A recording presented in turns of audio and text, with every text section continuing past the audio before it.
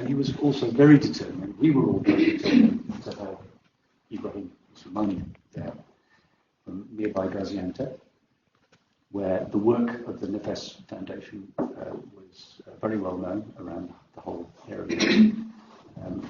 And we felt that he would be a very important presence at the conference. At the conference, we found ourselves trying to communicate across huge musical spaces, huge linguistic spaces, huge scholarly spaces.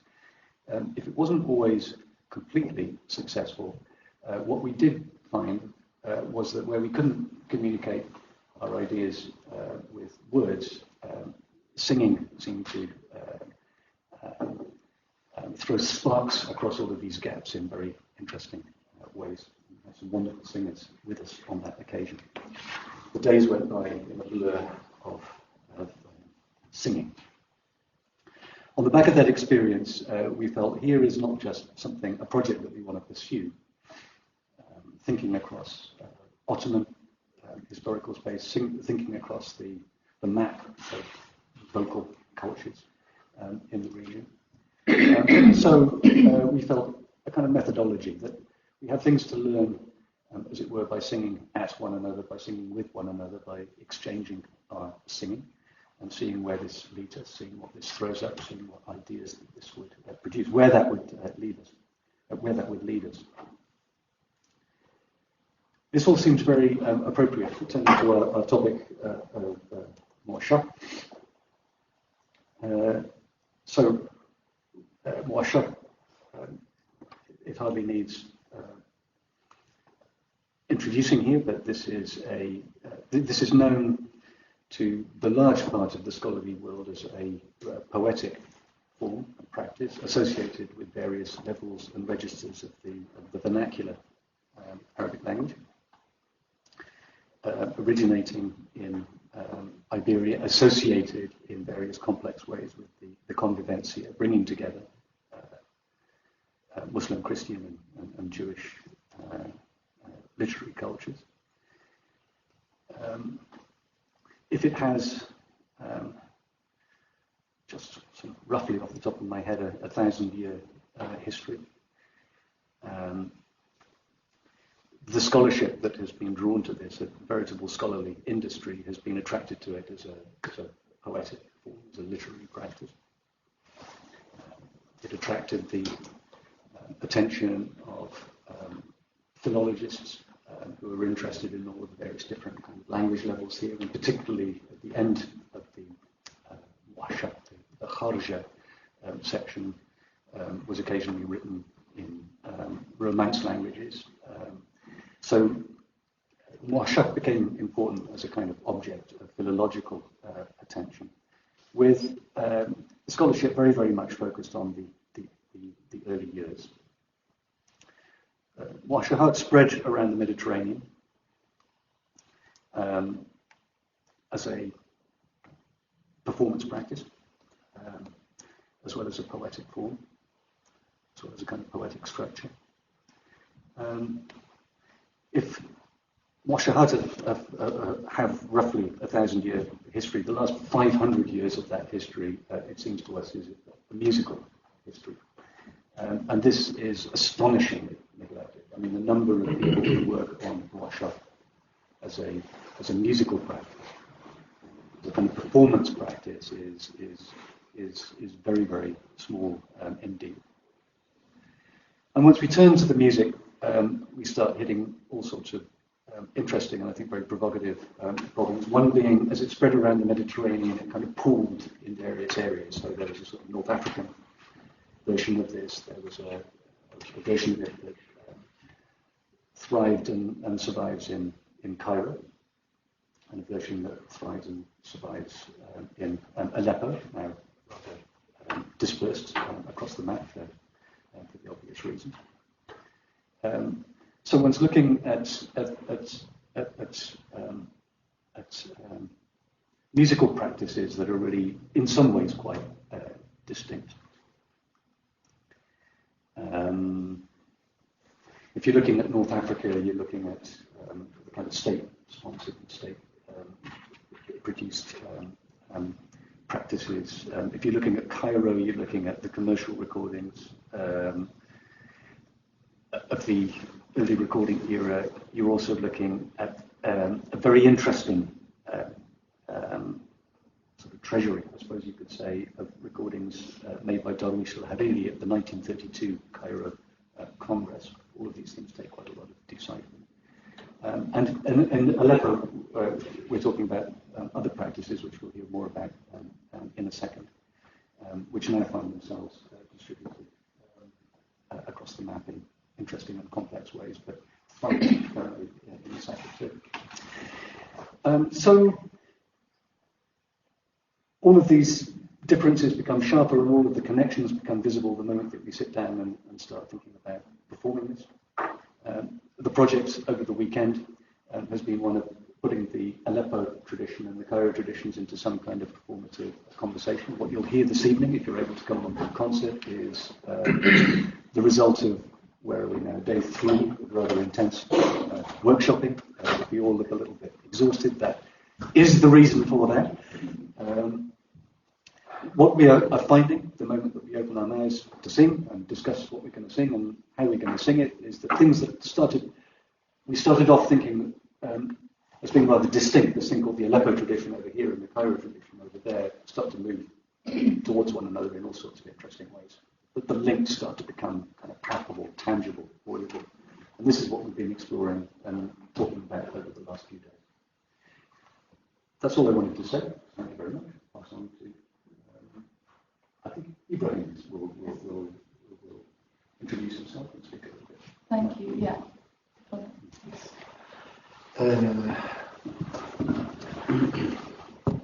Hocam ilk olarak Türkçe olsun. Evet. İlk olarak tabii ki de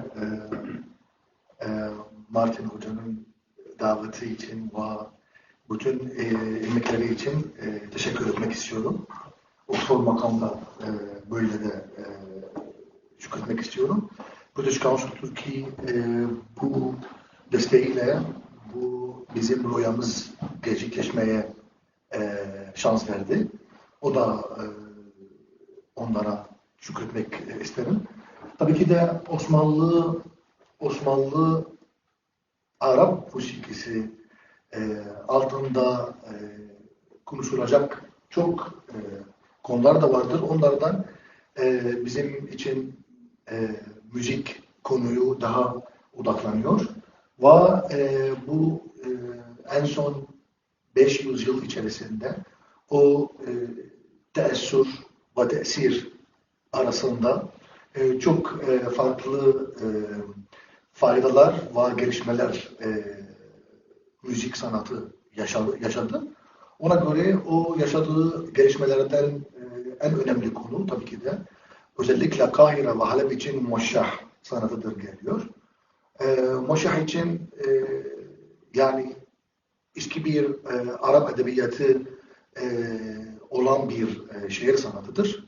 Ama tabii ki de bizim şu anda konuşacağımız konuyu daha müziki üzerinden bir açıklamalar bulunmaktayız.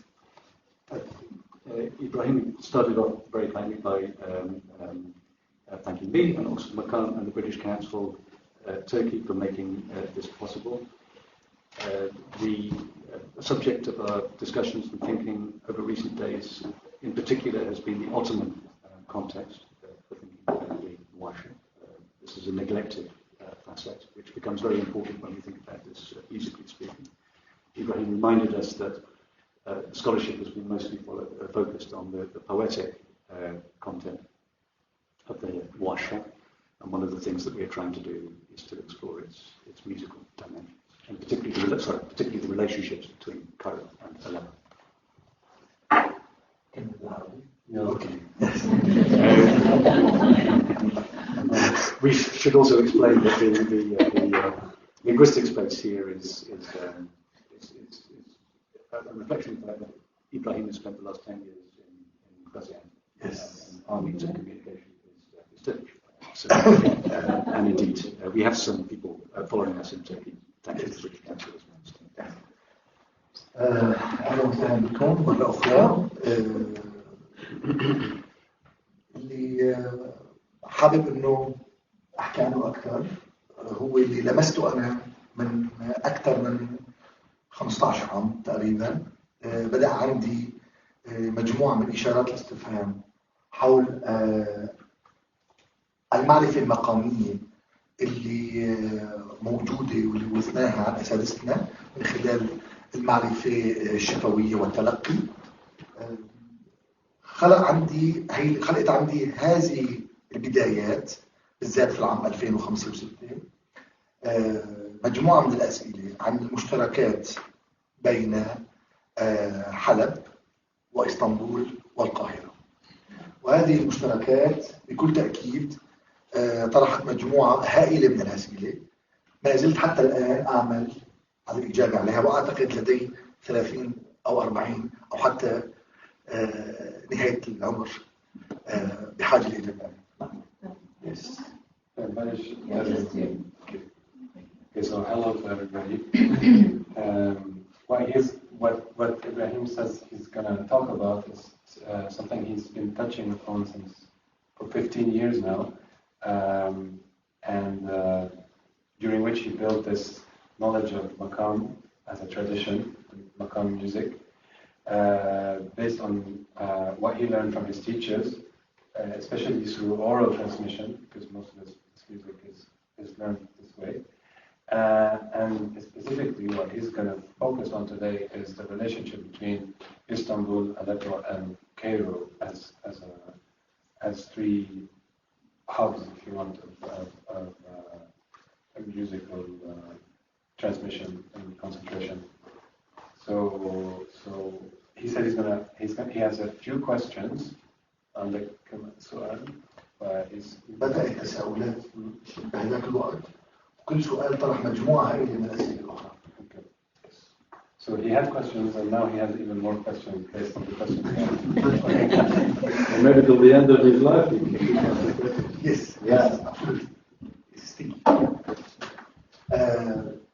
طبعا راح أطرح مثال بسيط ممكن أغنيه بعد شوي صغيرة يوضح يعني نوع من أنواع الأمثلة اللي خلق عندي حاجة للسؤال والبحث أكثر. طبعا ليش حكيت أول شيء عن المقام، فكرة المقام. So he's going to give examples, but what's going to be nice actually is he's going to sing also during this talk to illustrate the examples he's giving. Yes. لأني اليوم الموسيقى المقامية نفترض في القاهرة أو في حلب، تمام؟ اليوم المقامات المستخدمة لا أعتقد أن هنالك أكثر من 20 إلى 25 مقام كحد أقصى مستخدم اليوم على الأقل في 50 سنة السابقة. يعني 20 إلى 25 مقام. So today in the Cairo and Aleppo tradition, we basically the tradition revolves around 15 muwashshah, which is a type of Arabic music form. 15 maqam. Sorry, forgot that. 15 maqam modes that we're using today. Yes. طبعا ممكن نطرح مثال بسيط وسريع جدا. قرأت في مخطوط الشيخ صالح الجزبي واللي هو مخطوط عن أصولات الموشحات وفصول الأذكار. شو اسمه الشيخ صالح الجزبي. صالح مخطوط الشيخ صالح. So he read the manuscript أي سنة؟ المخطوط عمره؟ هو توفي في 1927.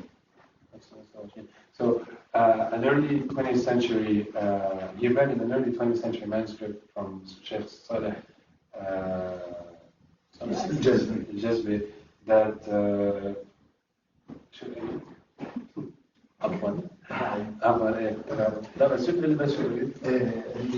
اللي قلته انه رح ناخذ مثال قرأته انا في مخطوط الشيخ صالح افندي الجزبي واللي هو مخطوط مختص في علم الموشحات وفصول الأذكار. طبعا الشيخ صالح الجزبي هو أستاذ أحمد أبو خليل قبالي في فن الموشحات. Okay, he was saying that he's going to give us examples drawn from this manuscript, early 20th century manuscript, and the teacher of this sheikh, Jazbe, was Khalil Qabbani, who's a great composer from the 19th century. That's part of Syrian Aleppo-based composer who actually ends up in Egypt. From Damascus, but never. Okay. Could I ask a question? ما هو المقام مبدئيا؟ Yes. It's a talk on its own. I can answer this if you like. Yes. So, probably the simplest way to explain a maqam is to think of it as the best means of communication between musicians within these traditions. In the absence of written notations and things like this, and in the strong presence of the oral tradition, the more you understand about the fabric of the music, and what I mean by fabric, because every maqam it has its own identity, and the more you understand these maqams, the more you're able to perform them, and of course, the more you understand them, the more you know what you're listening in for. So, if you like classical, let's call it classical Arabic music, at least in and around places like Egypt, Iraq, and the Levant, revolved, and of course Turkey, revolved around the maqam structure. It's what musicians use to communicate amongst themselves as how they're going to play something, how they're going to play in unison and counter melody. And the more you understand this, the more you understand. And muwashshahat are very much the culmination of that knowledge onto music you put into this poetry and build it up. Again, the more you understand maqams, the more you are able to put a very strong maqam-based structural melody to muwashshah. And just before he starts, I have a very simple way to say it. For me, it's a flexible melody. Melody that you can kind of elastic. It's an elastic. Anyway, yeah, we're going to keep the. Is it okay? We're going to keep the questions. Glad they're coming in already. But if you want to keep your questions, so Ibrahim gives his intervention. Yes. ببساطة فن المقام هو مجموع الموروث النغمي والعلامات الموسيقية في ذاكرة المنطقة. يعني احنا أكيد في عندنا مقام في اليونان وعندنا مقام بمناطق أخرى من العالم، بأذربيجان في مقام، وفي بحلب والقاهرة واسطنبول مقام. طبعا المقام كفن وكعلم موسيقي وكشخصية أيضا هو من الأشياء المشتركة جدا بين اسطنبول والقاهرة وحلب.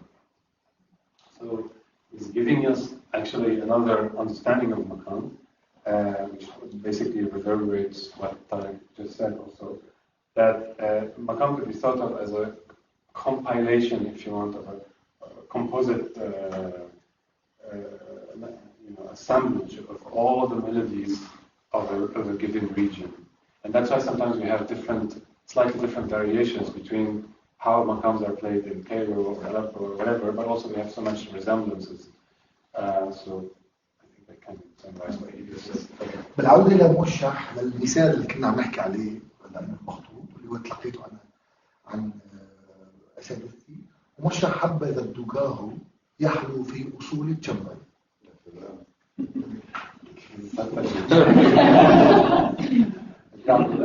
اوكي.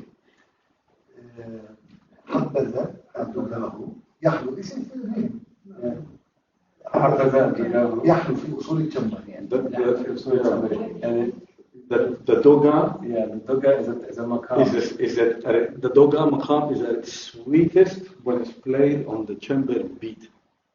So it's a verse in the verse in the manuscript says. He's just giving us an example of the kind of ways music was thought of. So in the verse says the doga, which is a form of a maqam, is best heard or understood through the shambar form, which is a rhythmic style. It's a particular rhythmic style. طبعا لما أنا قرأت كلمات هذا الموشح في المخطوط قبل ما أنا أتعلم هذا الموشح بكل تأكيد. خلص كده أكيد. خايف ما أعرف. لا. Okay. Before he learned that maqam, he read this in the manuscript, and he didn't really know about this maqam. لما قرأت الموشح أول شيء قرأت عنوان المقام حبذا الدجاغ. هل هذا الدجاغ كمقام؟ يعني أقول يا ليت يا ما أجمل الدجاغ يعني في أداء هذا الموشح. هل عندنا نحن في مدينة حلب أو القاهرة أو في تراث الموشحات موشح على مقام الدجاغ؟ So when he read this, he wondered, do we actually have a muwashshah on duga as a maqam? Is it there? Do we actually have that? فأنا طلعت وبحثت في الأرشيف المتاح، في الكتب الموجودة، في المخطوطات الموجودة، كنت ألاقي بس موشحات ما لا أي نوتات ولا لا أي تسجيلات، لكن وما معرفة موجودة في التراث وفي الذاكرة الفنية في حلب أو القاهرة. So as he started searching for this, he realized that although this is mentioned in written form in the manuscripts, it's actually not alive. It's not part of a live tradition that exists. We don't actually have a piece that illustrates this maqam, especially in the Shambar form, I guess. والأهم من هذا كله إنه وقت نقرأ نص الموشح هو نص شعري مؤلف من 4 أبيات بشكل عام عم نحكي نحن، أو بالذات المتعارف عنه في القاهرة وفي مدينة حلب، مؤلف من 4 أبيات، الدور الأول، الدور الثاني، الخانة والخطأ. So, okay, he's saying several things here, but he's defining what the muwashshah is. So the muwashshah is a musical form that is very specific. It's quite, the structure is more or less the same, and it's one of the oldest forms in Arabic music. So obviously a great place to look for this kind of continuity in the tradition. So what he's saying is that the muwashshah is made up usually of a verse, a particular main verse, and then you have keep on touching. دور الأول. Just call it. Okay, so we call it dor awal, and then dor tani. Dor means. السطر الأول.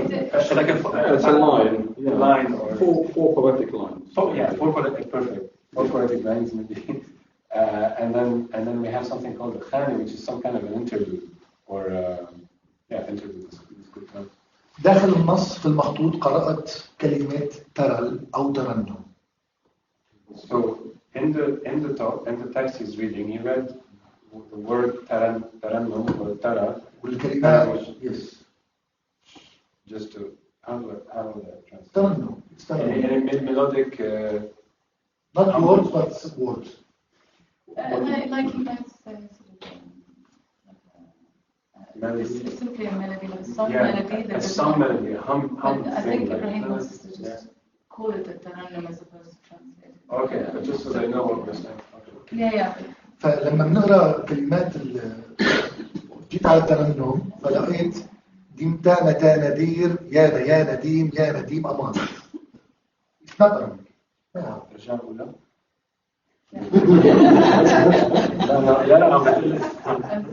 Yeah, so it has these words, tana. دير تانا دير أمان. Right. It's not Arabic. يعني ما عربي. Doesn't sound Arabic. سألت بقول لهم هذا ترنم كان يستخدم مع الموشحات بالأسلوب القديم. الموشحات الجاية من الحقبة العثمانية. Okay, so now I understood what he was talking about. So he's saying that there's types of words that are written in the manuscript that don't specifically refer to words that mean something, but they're words that exemplify a melodic structure of some sort. So taram, like when you sing something with consonants, or and that is part of the Ottoman. So he asked his teachers, and the teachers told him that this is part of the Ottoman style of basically the development. يعني تأثير هو بالحقيقة تأثير من الحقبة العثمانية واضح جدا، وهذا التأثير يكاد لا يمكن أن نجد موشح عمره يمتد على مدار 400 أو 500 عام إلا ويحوي هذه الكلمات.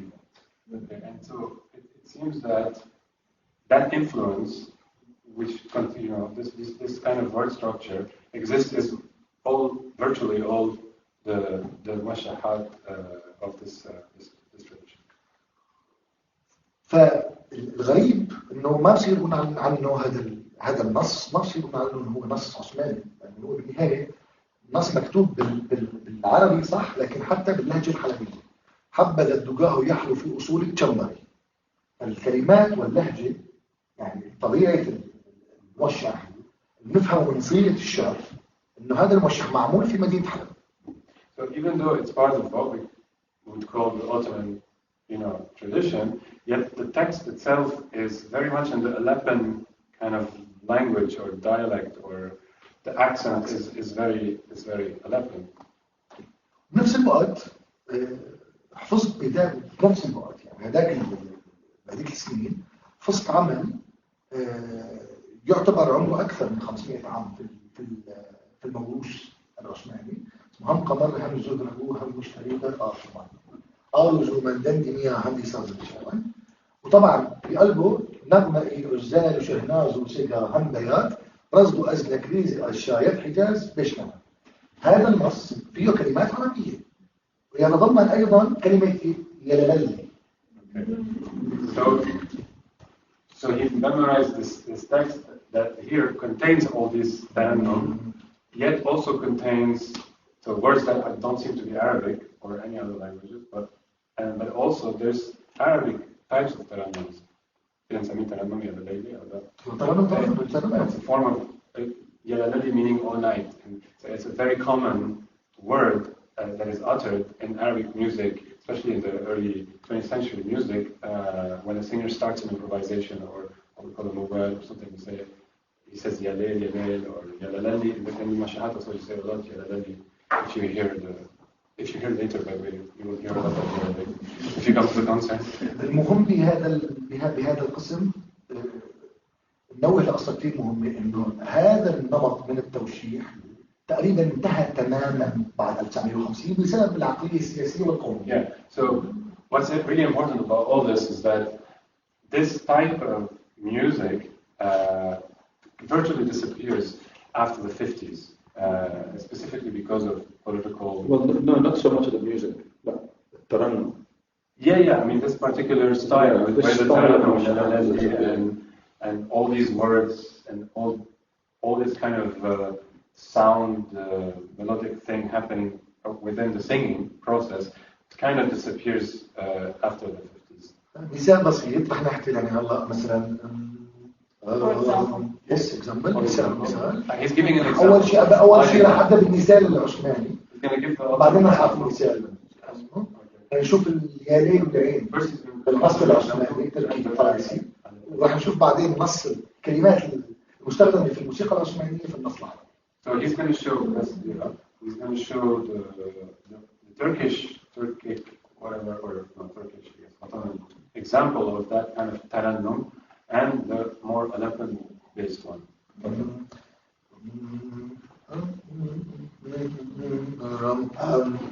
قمر هم زهره هم مشتری در سمان آرزو مندم می‌خواهم ساز بشنوم یار یللی دوست یللی یارا یللی دوست یار یللی دوست یللی یارا یللی دوست نامه ازل و شهناز و صدا هنومیات راز ازمک ریز از شاعر ریز از بشنوم یار یللی دوست و یللی یارا یللی دوست یار یللی دوست و یللی یارا یللی دوست. Before he gives the other example, just to tell you, he also what he was saying partly was tarannum, but also the names of the maqam is passing through. So every melody he did, he was saying the name of a maqam. He said, Shahnaz, Hijaz, I forget Takis. He said a few Sega. He said a few names of Maqam. So the Maqam here was that interval, that melodic interval that he was passing through while he was singing. So تفضل. الآن المثال حلب. Yeah. So the Aleppo one, same piece. وعلى مقام الدوغا وهذا الموشح نادر جدا جدا. أنت ما شافون. You are showing إنه مثال التركي ومثال الحلبي الاثنين عندهم نفس اللغتين قصدك. بالنص العثماني عندنا ياليل وبالنص الحلبي عندنا كلمات. So he was saying Yalalali in the Turkish one too. So Yalalali is something that also poured. It's an Arabic word that poured into the Turkish tradition. He was just showing that actually both are interactive. In the Halabi example, now he was saying you will hear the Turkish. Yeah. So now in the Aleppo one, the Taranam are also going to be both Turkish and Arabic. So. Yes.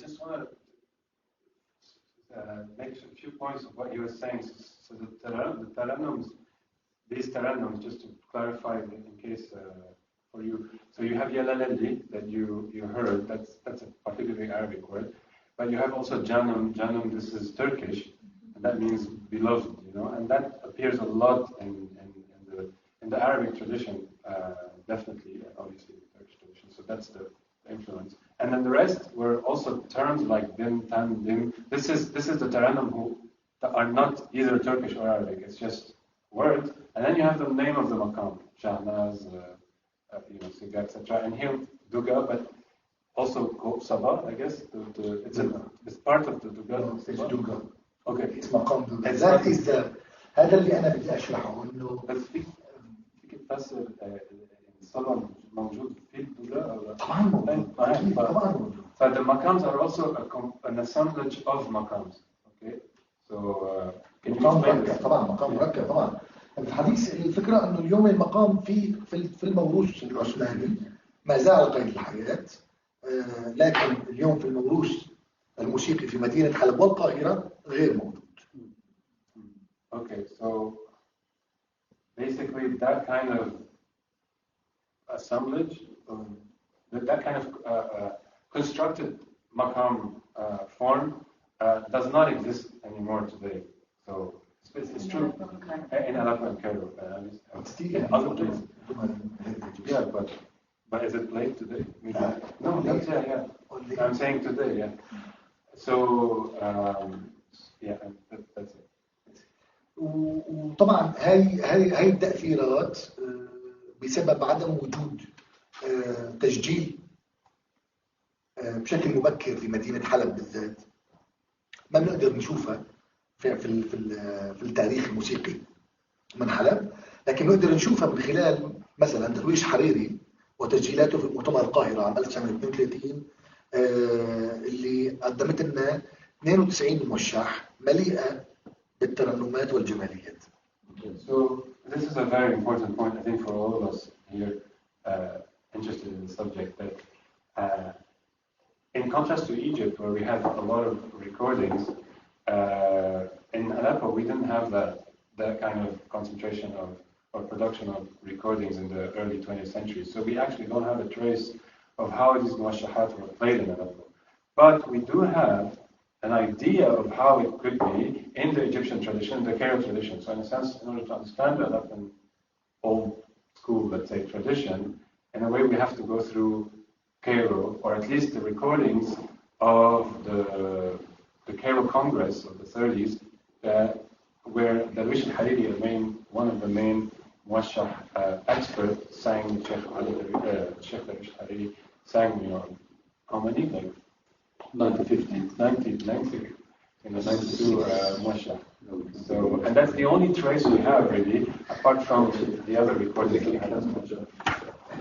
وطبعا ليش عم نقول انه هذا الشيء نقدر نشعر فيه او نسمعه من خلال الارشيف المصري، لاني كون بكل تاكيد طبعا التاثير مدينه حلب موسيقيا من خلال الفن الموشح ونقله او تطويره او التبادل الموسيقي الموجود بين حلب والقاهره، والتبادل جدا كبير. طبعا نحن نقرا في كتاب الموسيقى الشرقي لكامل الخلعي وبعض المصادر الاخرى عن شاكر افندي الحلبي او الدمشقي اللي سافر في بدايات القرن التاسع عشر للقاهره، ويقول كامل افندي الخلعي انه نقل فن الموشح بالطريقه هذه من حلب الى القاهره.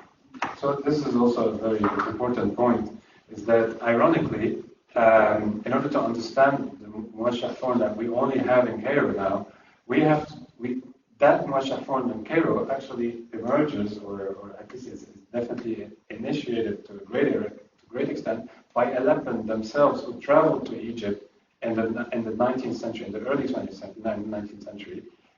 One notably, Shakir al-Harabi al-Dimashqi, is an important figure of that form, that according to Al-Khulai, which is one of the main songbooks we have of muwashshahat compiled in the early 20th century of the muwashshahat, he says that it's Shakir al-Harabi al-Dimashqi that actually translated the muwashshah tradition to Cairo. So in order to understand and then obviously it disappears from Aleppo. So all we have now is the stuff in Cairo from actually originating from the Aleppan person. Anyway. طبعا هذا الكلام ما عم نقوله نحن لحتى نقول انه هذا الموضوع اتى من هون او صدر من هنيك، وعباره عن تبادل وتطور ونقل للمعرفه. Yeah, obviously it's not that the Aleppan were the ones who invented the muwashshahat and then brought it to the Egyptians. We're not gonna. This would be a strong thing. It's just that it was definitely flourished by some of these key figures that came in the 19th century, because Egypt at the time was, the center. I think, maybe Tarik will speak about all these things. وطبعا لو بالذهاب سريعا الى التاثر العثماني من الموسيقيين الاتراك وليدي اسطنبول موسيقيا، ببساطه بنقدر نشوف هذا التاثر من خلال القالب الموسيقي اللي اسمه الشغل. So we can understand that influence through a type of a musical form called shughl. نحن يمكن لو نظرنا لتراث قالب، طبعا الموشح يقابل بالموسيقى العثمانية، يقابل قالب الكار، قالب المربع، قالب نقش السماعي. So there's several kinds of قالب، قالب قار، قالب سماعي، قالب مركب، نقش السماعي، وقالب الكار، وقالب المربع. These are different types of rhythms. لا قوالب موسيقية. تمام؟ كويس. فقادرين نحن من خلال هذه الأعمال نشوف شيء اسمه موشح، وبنفس الوقت بقالب الشغل تقريبا 90% من قالب الشغل في الموسيقى العثمانية وباللغة العربية. No. تقريبا 90% من الألحان الموضوعة على قالب الشغل كلماتها بالكامل عربي. So 90% of the words and the text of the qawalid, these visual forms, are in Arabic. فهي الأمثلة السريعة جدا، تمام؟ مثلا يعني اللي حكيناها كان على قالب الشغل أو على قالب موشح، والأمثلة اللي حطيناها بالتركي العربي تعطينا صورة بسيطة وسريعة جدا مختصرة عن التأثر والتأثير الموجود في هذا العهد الطويل جدا، واللي احنا هو أقرب عهد لنا لنقدر نطلع فيه على المخطوطات والتسجيلات والوثائق. أتمنى أنه ما أكون أطلت وقدمت لمحة بسيطة عن موضوع بحاجة لأبحاث كثيرة وجلسات طويلة. شكرا لاستماعكم وآسف للإطالة. So these were just, again, because of the shortness of time, Ibrahim wanted to just give us a few examples of how complex the mixity of these transmissions are between Aleppo, Cairo, Istanbul, and all that. And so he hopes he didn't take too much of your time. Thank you for listening to it. But you guys, if you have questions, please keep them, because we're trying to keep some time for the questions. That's why we're going a bit fast. Yeah. So I think we just quickly hear from Tarik, or I think hopefully there's a bit about the Egyptian muwashshah as his sort of either your research experience in it, or if you'd like to sort of talk about it as a music history, if you'd like to, whichever you feel. And then maybe Bashir, if you'd like to speak. We only have half an hour, so I feel like there are many questions. And so I want to give a chance for that to happen. We just actually start discussing. Really, I think we're all bursting to kind of interrupt and learn from each other anyway. So but if you could just tell us a little bit about Egypt. Yeah, I'll be quick, because I think if you're looking for sort of the history of muwashshahat and the text of a lot of muwashshahat, that stuff thankfully is in books, loads of books. In fact, as early as the 12th and 11th century, there are books about muwashshahat, and the word muwashshahat sort of pops up. I'd like to look at it from the practitioner's point of view, because I'm ultimately mostly a practitioner, so I have no a particular sort of research, academic research degree in this or anything like that. What I do have is just my journey as a practitioner of what initially interested me, which is classical Egyptian music. Let's call it the sort of the Cairo and Alexandrian music of Egypt of the early 20th century. Growing up in the sort of 1980s and early 1990s, I was instantly drawn to the texture, the musical texture of the taht.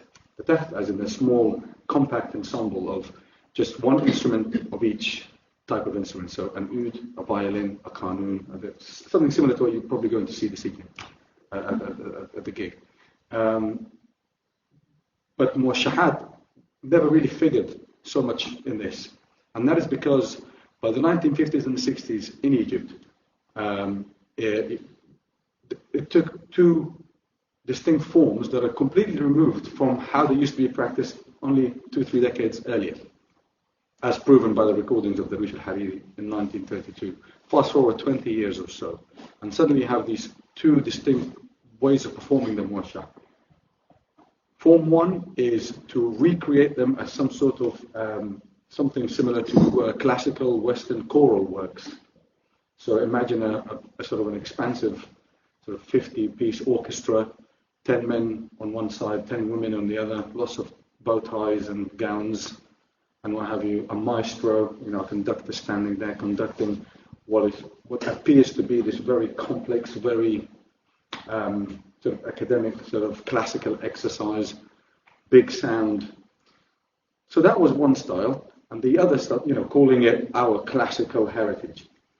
And then there's the other style, which is this kind of, the muwashshah belongs to the old sort of early Islamic empire traditions. So some sort of a form of Harun Rashid, Abbasid Khan, concubines dancing with lots of veils and baggy trousers, singing this music. Again, to me, that's how I viewed, and pretty much probably most people today view them as this sort of thing that you see in a museum. And then you come across the early 20th century recordings in Egypt, which were quite extensive. And a lot of these artists recorded muwashshahat. And you see a completely different treatment. You see looseness, you see interaction, you see counter melodies, you see what we call tarab, enchantment. You're no longer standing there stiffly,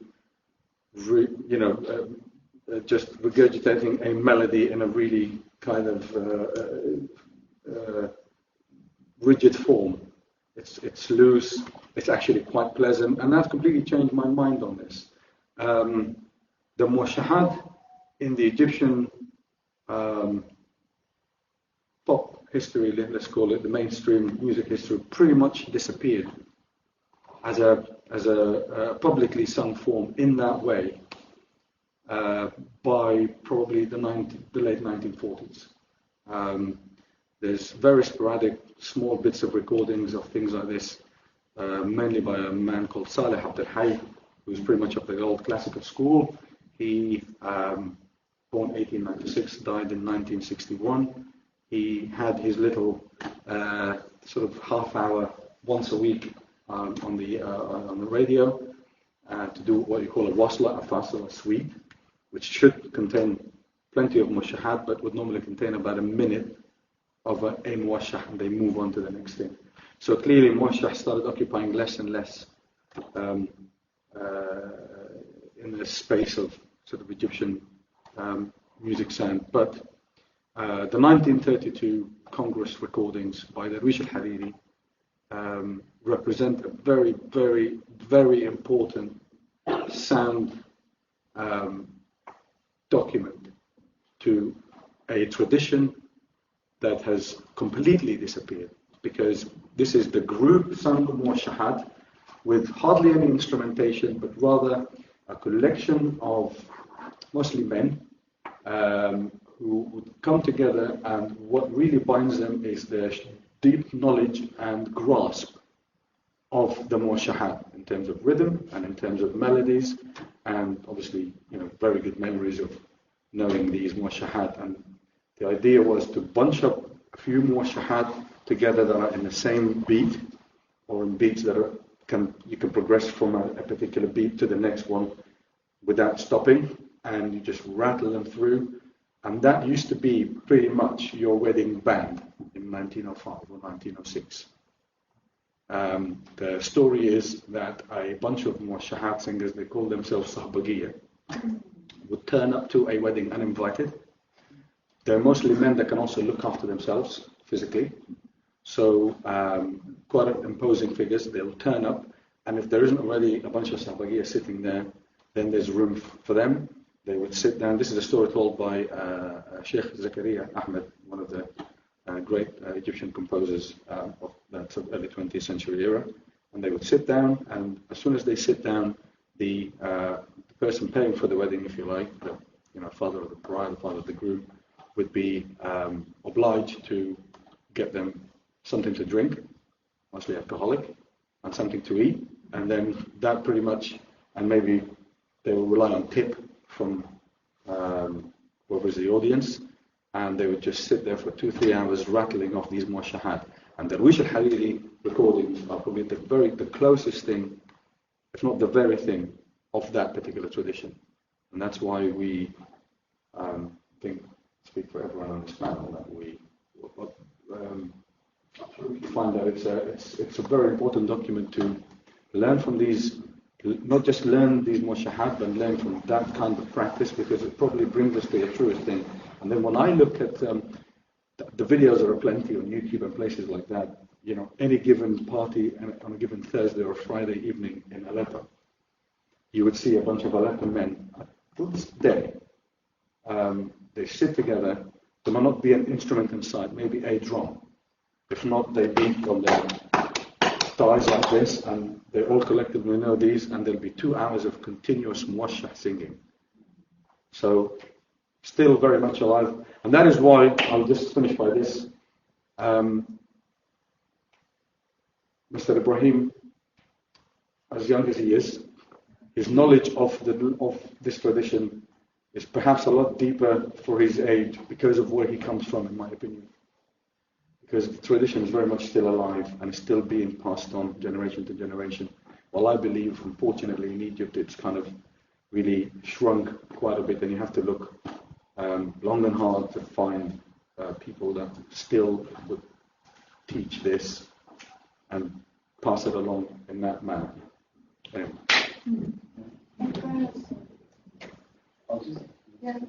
I'll just speak very briefly. I'm just going to focus on one idea, because Tarik and Ibrahim focused on important things that touch upon the general subject. There's so many things to say. I'm just going to focus on one idea that I think will be interesting for you, because it ties into what my friends here were saying.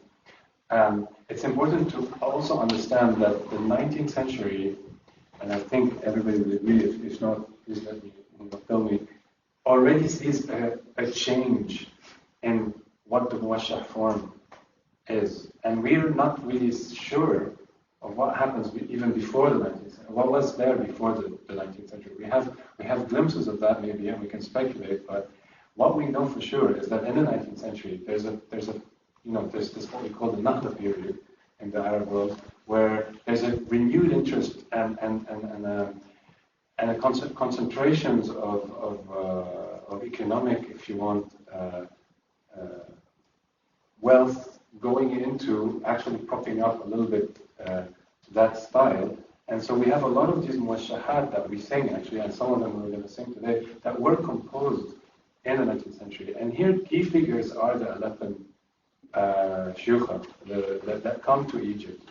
And that is really important, because when Hariri sings, and the recordings we have of Hariri contain all of this. It contains muwashshahat that we know for sure that are age-old.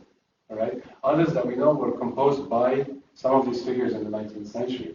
And actually trying to understand the relationship between the old and the new here is something I'm very much interested in.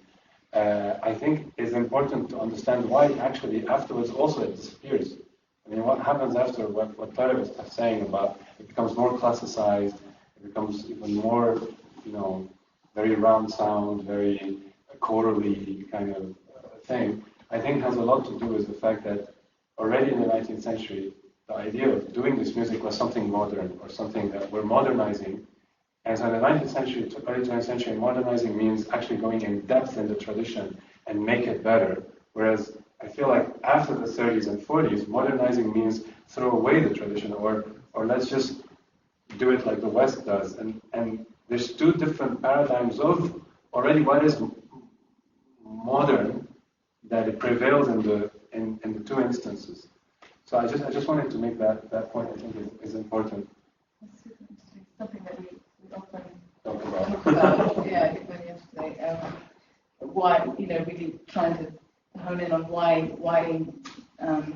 the powers that be in the music scene in, say, Egypt, for example, take things in this direction, but away from this material.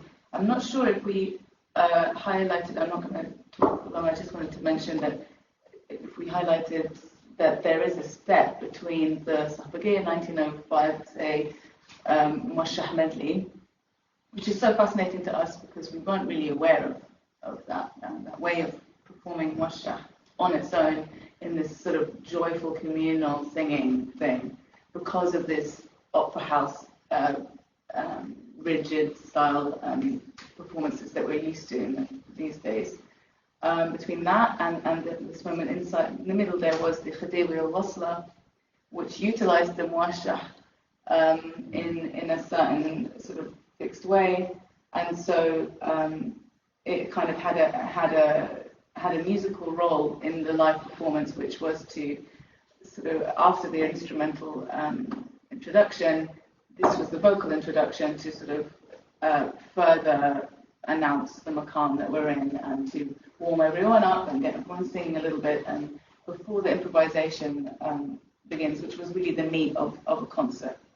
So the muwashshah was, had its functions were still sort of evolving in the early 20th century, and that repertoire or that concert style was the way of listening to music at that time, when the early recording industry begins, and that they translate, that they capture and put on recordings from the commercial industry, and that they struggle to really make as successful on records of 2 minutes long or 10 minutes long as it was in life. And so this is also part of the story of the muwashshah becoming something that, is alongside its other fellow song forms in the wasla suite is sort of forgotten.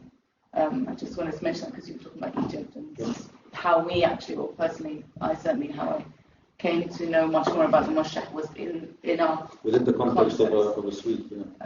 Whereas tonight is actually an unusual opportunity for us to not do that. We're not going to be doing the Dawr and the other forms of the wasla. We will simply be, trying to offer these medleys, and in a way, we're going back more in time in terms of performance that we're sort of trying to excavate and understand. So we're going a little bit further in terms of the muwashshah performance. I think I'll stop talking and see if we can take some questions so we can answer them in a relaxed way. We've got about 20 minutes. Does anyone like to start? Or I can have some questions for Ibrahim while people have a think. Okay. I have a couple of questions. One is about the roots, and I'm rather surprised that no one's mentioned Baghdad at all, or except one brief reference to Baghdad. Was that not a root to all of this? Because it was the root of so much that was cultural. How come? So that's the first question. Okay. Second question is about the Ottoman things. Has there been research in the Topkapi, which only recently opened up, the Topkapi Library? So much came out of that since it's been opened. And I just wonder if anybody's looked for the records of muwashshahat in the Topkapi.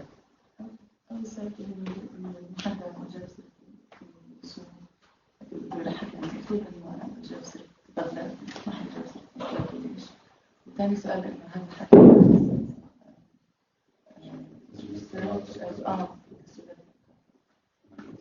لا مش تسجيلات ما يعني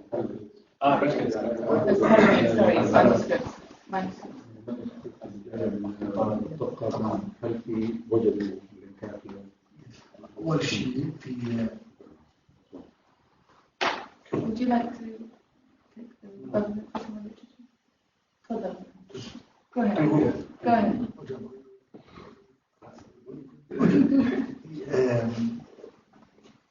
طبعا الحديث اللي احنا حكيناه طبعا عن حلب والقاهرة، ان احنا قادرين نشوف التأثير العالي جدا بين اسطنبول وحلب والقاهرة،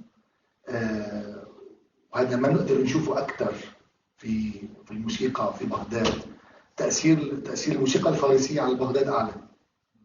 We've been talking about Aleppo and Cairo and the influence between those two, whereas if we're talking about Baghdad, then we should be talking more about the influence of Persian music on Baghdad. He says that Baghdad may actually have more Persian influence, the Baghdad music scene, than others. But today we focused on Aleppo and Cairo moment mainly because that's what we know about. The link is more visible. Yeah, we see the link more visibly. But in this case, you can talk about North Africa, the Ma'luf tradition. There's so many muwashshahat tradition. But it's something we know less of. I think. طبعا احنا لو يعني بكل تأكيد لو بدنا نوسع في تاريخ خط النقل تبع الموشح، نروح على النوبات الأندلسية، نروح على بغداد، نروح على ليبيا، نروح على الجزائر، نروح على المغرب. يس ابسولوتلي، فلسطين، لبنان، بدنا نروح في كثير اشياء. احنا بس حبينا نعمل لايت. Definitely, if we're going to expand the research, all these traditions are linked. There's definitely crossovers and obviously a lot of differences, and it would be fascinating to do this. But he wanted to focus on the بالارشيف المخطوطات العثمانية عندنا مصادر كبيرة جدا باللغة العربية. So we have a lot of sources. It's true. We do have many sources in Topkapi or Ottoman archives, in Arabic.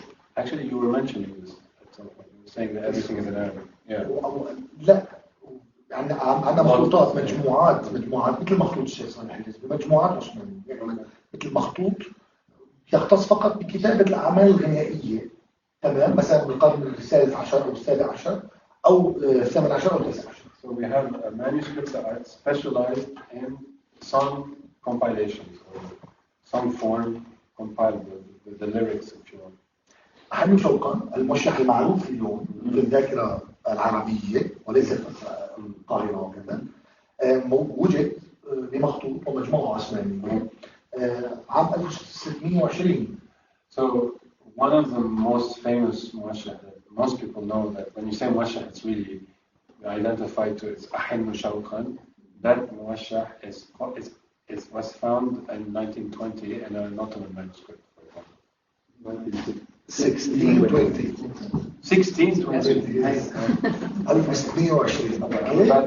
والموشح and I thought 1920 is a bit recent. I have a year. والموشح طبعا هذا مثلا الدور الأول لغة عربية الدور الثاني لغة فارسية. It's a bilingual manuscript. The first line is in Arabic, the second line is in Persian. ونحن ما زلنا نبحث. And we are still researching.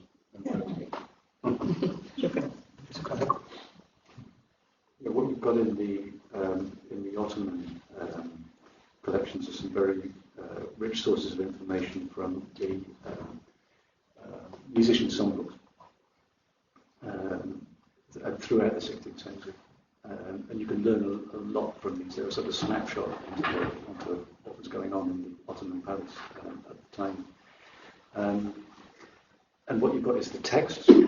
You've got a maqam name attached to it. You've got the name of a rhythm attached to it. And things are laid out in such a way that you can figure out quite a lot about the structure. So these are very important, significant sources of musicological information, even though you haven't got musical notation. I mean, the first musical notations you've got are the Urki, 1650, and then Dimitri's Cantonnier, 1750. The muwashshah is completely invisible in that.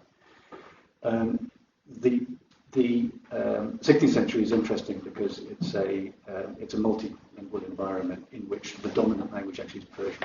So I mean, some of the things that we've been talking about as Ottoman music here are actually being sung in the Persian language.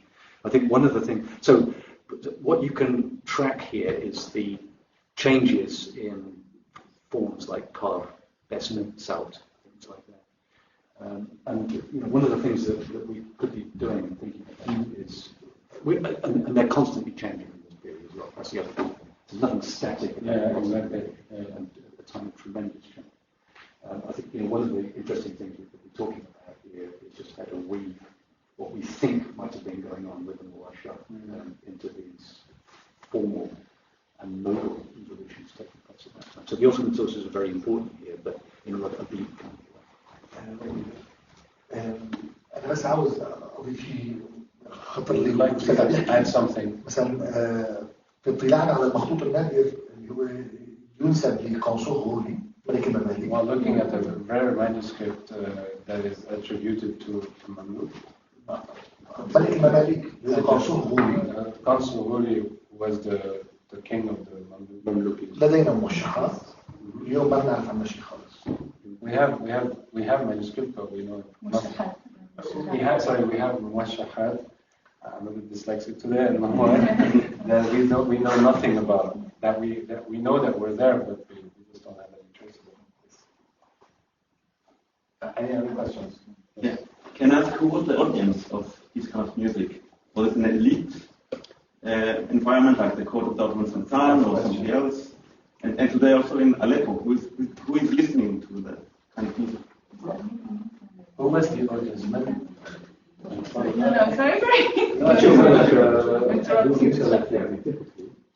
مين هم جمهور الموشحات زمان واليوم؟ من المستمع؟ It's a very tough question. جيل على الجرح.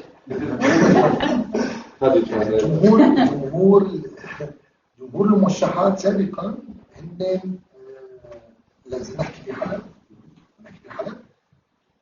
أهل حلب على مدار يعني على مدار سنوات طويلة وممتدة معروف عنهم تذوقهم عالي جدا للطرب، وهذا بنشوفه بالزيارات المبكرة لعبد الوهاب وأم كلثوم اللي يثبتوا نفسهم في مدينة حلب. يقول عبد الوهاب لا يمكن أن يكون الفنان أو المطرب أو المغني فنانا أو مغنيا بارعا ويشهد له حتى يزور حلب ويرضوا عنه أهل حلب.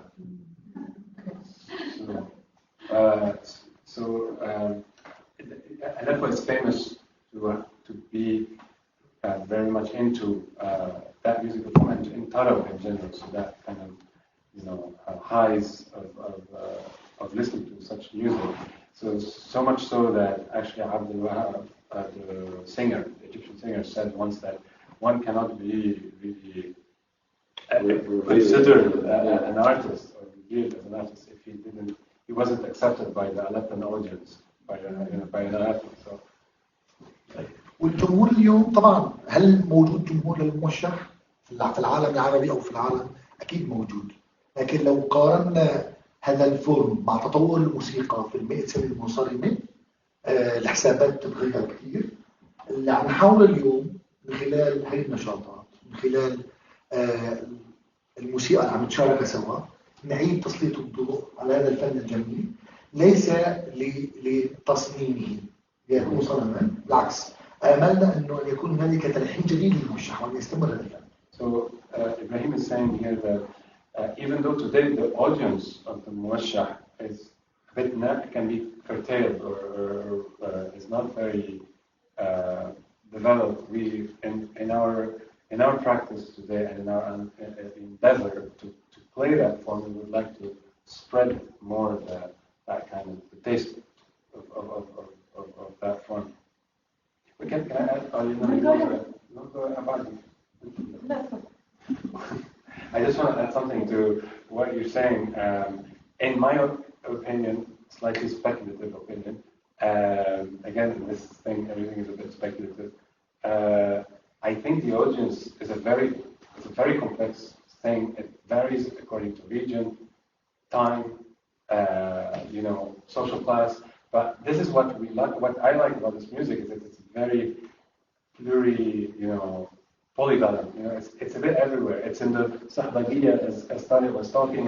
It's these ragtag of guys that just enter a wedding and sing, and it's also in the hadras, the Sufi hadras.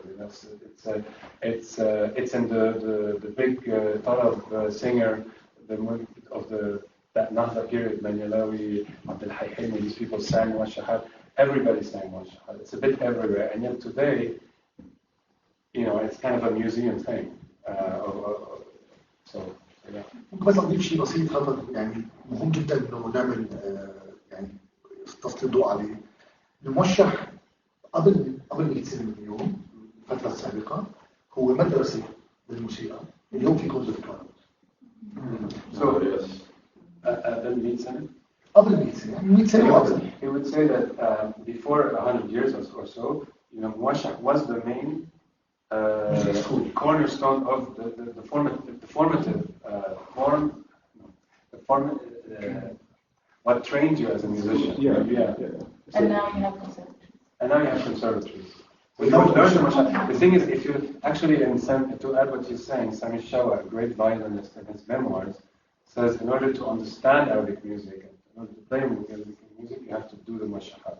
This is the first thing you should be doing. And actually, that's one of the things that got me into this. When I read this, I was like, okay, and it's true because it has everything. It has the rhythm, it has the melodies, everything. It's so judiciously and so cleverly, crystallizing for centuries. It's just there. Yeah, this is really fascinating. Thank you, everybody. So as somebody who studies the Nahda, I have a question about theater, because, theater, a more formal practice of theater as a sort of Nahdawi art in the 19th century, when you look at these old theater texts, there are muwashshahat in them. And so I'm just curious to know to what extent did theater actually maybe create another audience or respond to an audience, for muwashshahat? And is there any, in what sense can old theater texts be a useful source, or are they just kind of not that Well, important? so we know that Abu Khalil al-Qabbani, probably the most revered 19th century composer of muwashshahat, did come to Egypt and stay a while.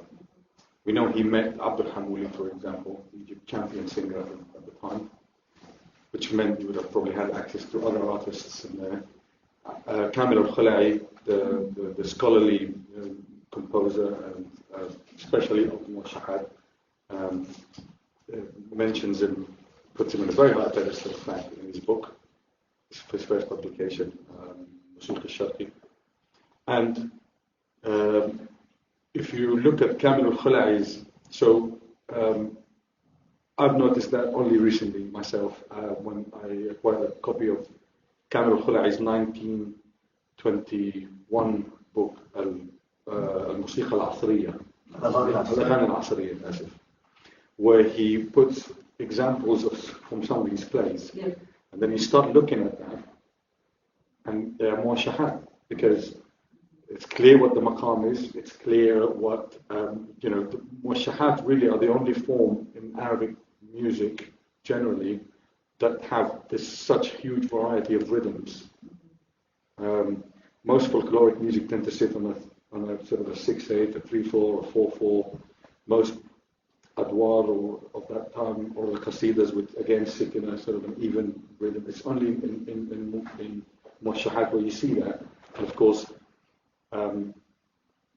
the lyrical content is all in poetic form. And then you come to Salama Hijazi, another great sort of theatre artist of his time. You look at his book, again, examples of his extensive examples, whole plays there in the book. And pretty much it's all essentially muwashshahat, qasaid mursala, which is basically a qasida sung without any rhythm, like a what do you call that? Like the operatic process type thing, like monologue. And again, these are all within the same play. You find about 10 or 12 poetic pieces by Salama Hijazi, composed by Salama Hijazi, where the rhythms are aksar or murabba or muhayya, or sometimes even more complex rhythms. So they did exist in that form. Unfortunately, there's not been a revival in the 1950s and 60s of these musicals. There are very, very few got remade. So some notations exist, I suppose, for us to have a look at, but there's certainly not been any performance other than what you might find sporadically in 2 or 3 of Salama Hijazi's recordings, where he records some of these. But they're still buried inside these pages, unfortunately. إضافة بس بسيطة إجابة على السؤال.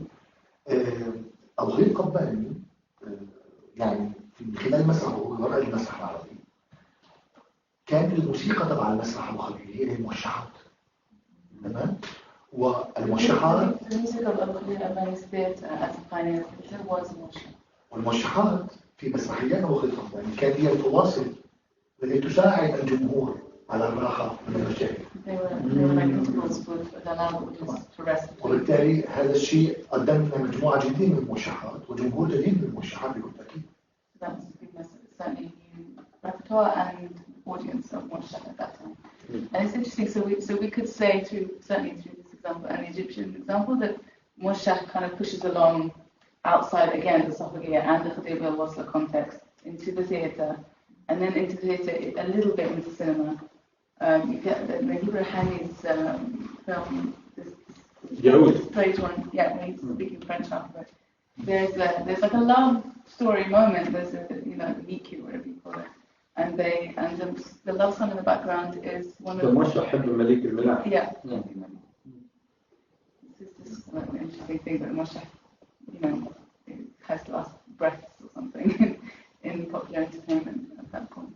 I mean, just to say, can I just, I mean, I've even seen occasionally in some of these old play scripts, it just has the word muwashshah. And so there, you don't have the text, but it suggests that that is the form that would draw people. You know, so here you put a muwashshah, but we're not going to give you, you know, the actual text. The actual, oh, I see.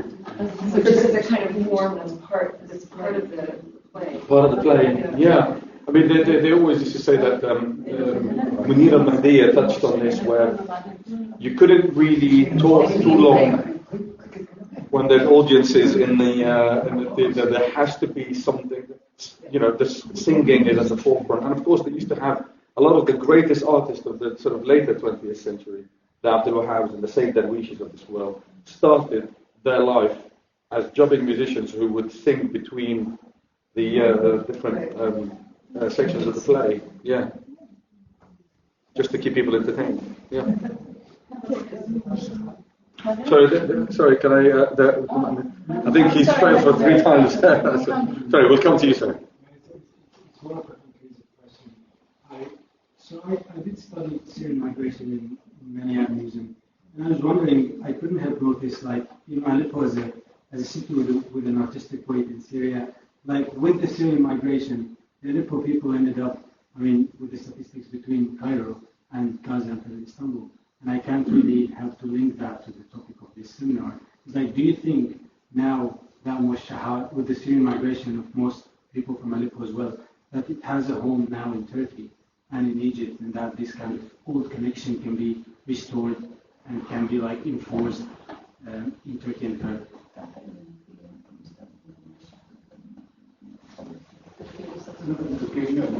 Before he answers, yesterday we were rehearsing. There were 2 other Syrian musicians with us, and him, and everybody. And I told him, I feel really bad to say this, but I feel like, you know, thanks to the war, we can sit together and play, because the war has, obviously, I'm not saying the war is a good thing, but it has pushed all these Syrian talent everywhere, and I would have never probably met Ibrahim in that situation.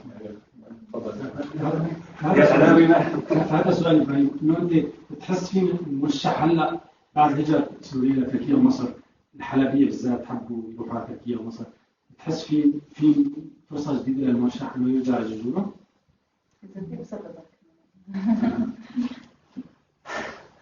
أعتقد إيه طبعا بكل تأكيد. اليوم في جيل جديد، نحن مثلا على سبيل المثال هنا عندنا بغازيانتب 100 طالب بمدرسة مثل الموسيقى، 100 طالب عم يتعلموا موشحات. هذا في مدينة مثل عنتاب بس عم نحكي من خلال النشر اللي عم نعمله، ألبوم وصل، كتاب وصل، والعمل مع أوكسفورد مقام والأشياء القادمة قريبا إن شاء الله. أعتقد رح يكون في فرصة للتعرف من جديد على هذا الفن وجماهيرياته من زاوية تاريخية مختلفة. I think there'll be a chance for a replacement with this form from a different perspective this time. Sorry, different historical perspective. I mean, I saw a muwashshahat concert being advertised in Sweden. Because, again, there's a big Syrian community developing now. In Sweden. Again, one of the great muwashshahat Hafiz, we call him, is Khalid Hafiz, who lives in Sweden, and is he in Belgium? I thought he was in Sweden. Well, he certainly had a concert in Sweden. So, yeah. One final question.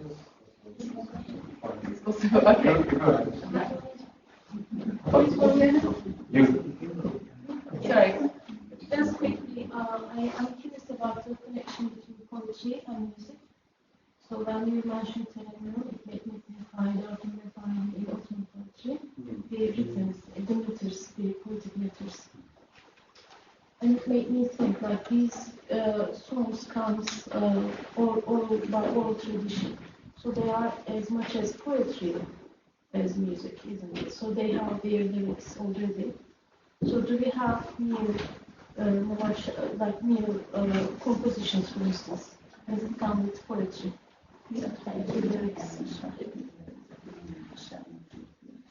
طبعا كيف إذا يعني شو العلاقة بين الوزن الشعر والترنم؟ الترنم بيستخدموه الموسيقيين وما بيعود على شيء أي شيء بيتعلق بالشعر، مو مرتبط بالشعر، مرتبط ببساطة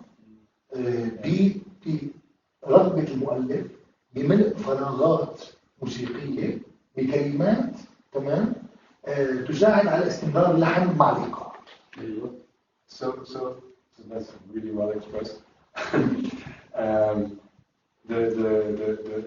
So you have the poetic line has its own structure and line, but actually the musician only adds the tarannum because he's trying to fit it into a musical rhythm of some sort. So there's a musical rhythm that is on top of the poetic rhythm.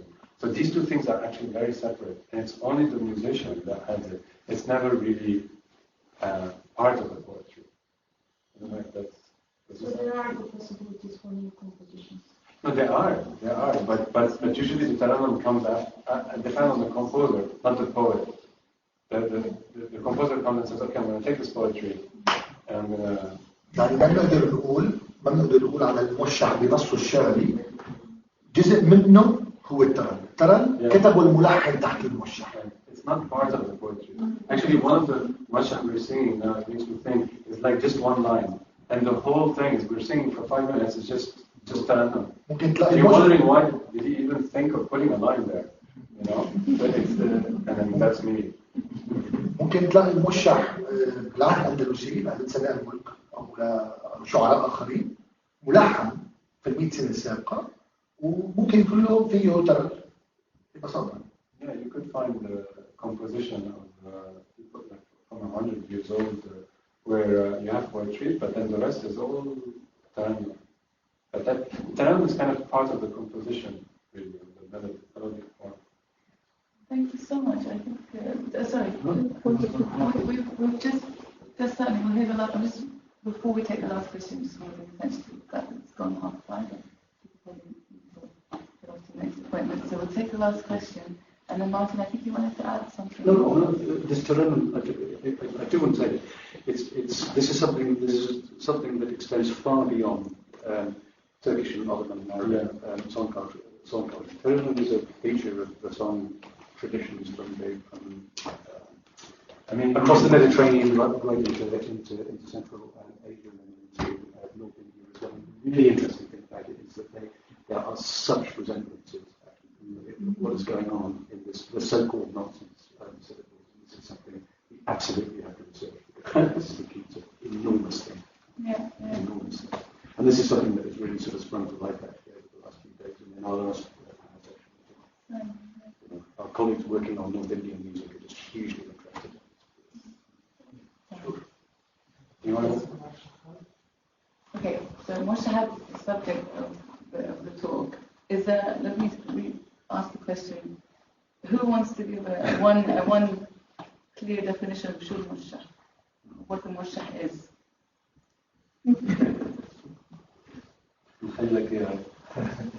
شو الموشح؟ الموشح هو مفرد، الموشحات هو الجماعة. الموشحات. When you say muwashshahat, it's plural of muwashshah. Muwashshah is singular. And what is muwashshah? الموشح هو شعر كثير احتمال يكون خارج نطاق البحور الشعرية اللي عندنا خليل فراهيدي. تمام؟ الموشحات ممكن تكون هي يعني ببساطة ممكن نقول هي الثورة على النص الشعري الكلاسيكي جدا في الشعر التقليدي العربي. كشعر. بس هو بفتكر كان عم يفتش على شيء more basic. بس okay, so the muwashshah is a poetic. It's poetry. It's basically a line of poetry, a few lines of poetry, but usually it's not traditional standard type of Arabic rhythmic poetry that we have. There's the whole standard of like, rhythms and Arabic بحر poetry. بسيط or Yeah, what we call Bahr, on a certain Bahr. It's a bit like in I don't know if there's that exists in English poetry, like sonnet in French poetry, and ensemble. I don't know if that exists in English poetry. So it does. Okay.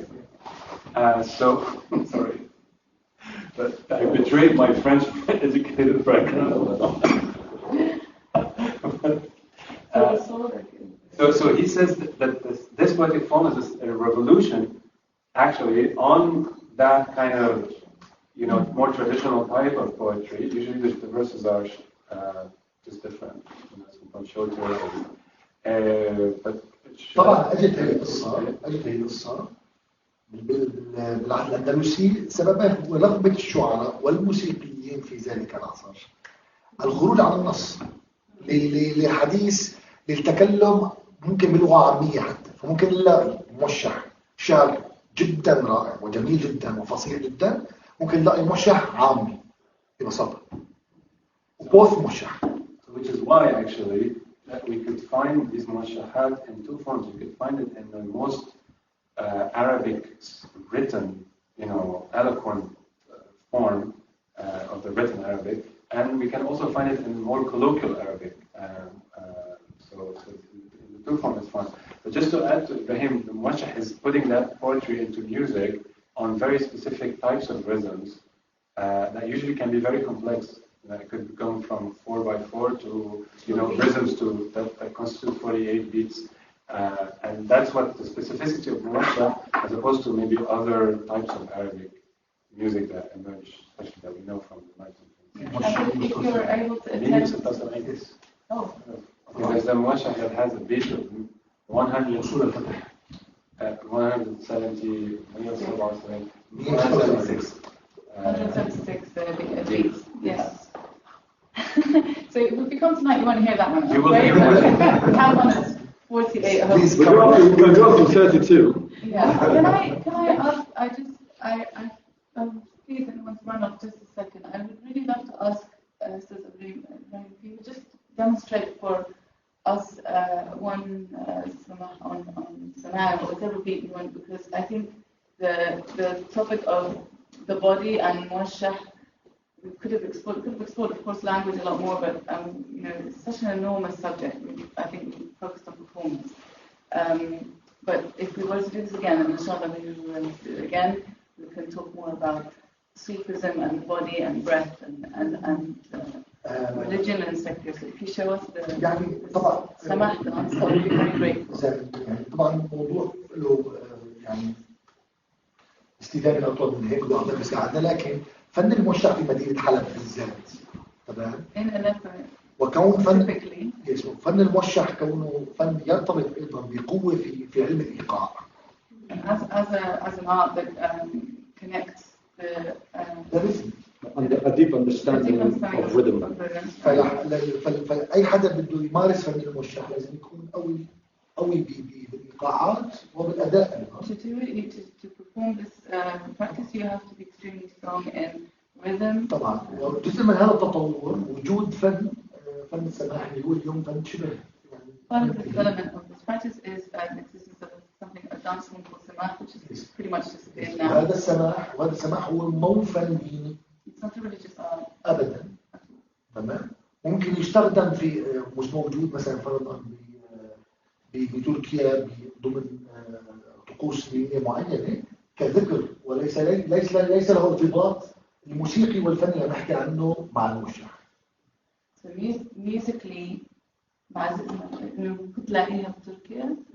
ممكن تلاقي شيء اسمه سماح. You could find this musical form in what is today considered religious ceremonies like zikr.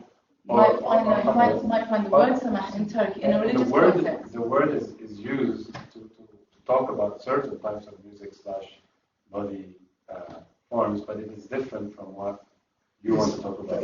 هذا الفن السماح اللي نحكي عليه هو جاي من حلب هو فن مرتبط بأداء الموشح غناء أثناء الغناء وأداء ونقل الإيقاع بالأيادي والأرجل. Connected to the delivery of the muwashshah and to the movement of the feet and the مثال سريع. Mimicking the rhythm. Yeah. Yes. وبعدين ممكن تشرح طيب برضه الرجل بتعمل ايه والايد بتعمل ايه؟ الرجل دمات وذكاء. الدم بشكل او باخر الايقاع يتم تنفيذه في الارجل، واليد هي مرافقه لحركه الرجل، حركه الرجل يعني. تمام. ممكن نغني لما بدايه السنه ونختم المنال اوكي بسماح دور واحد فقط. اوكي يلا. اوكي Yeah, we're going to do an example. طبعا كمثال طبعا احنا عم نحكي كمثال بس يعني نقول هون نحن نغني الموشح مثلا، السماح هذا والسماح على ايقاع السماعي ثقيل. So the rhythm we're going to perform today now is called Samai Taqi. Yes. Okay. Dum, yes. Dum is tak, tak is dum, dum, tak is. لما بدا يتسنى لما بدا يتسنى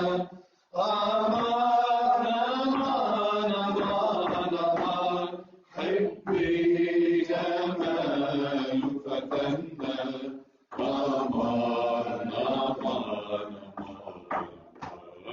حبي جمال فتنا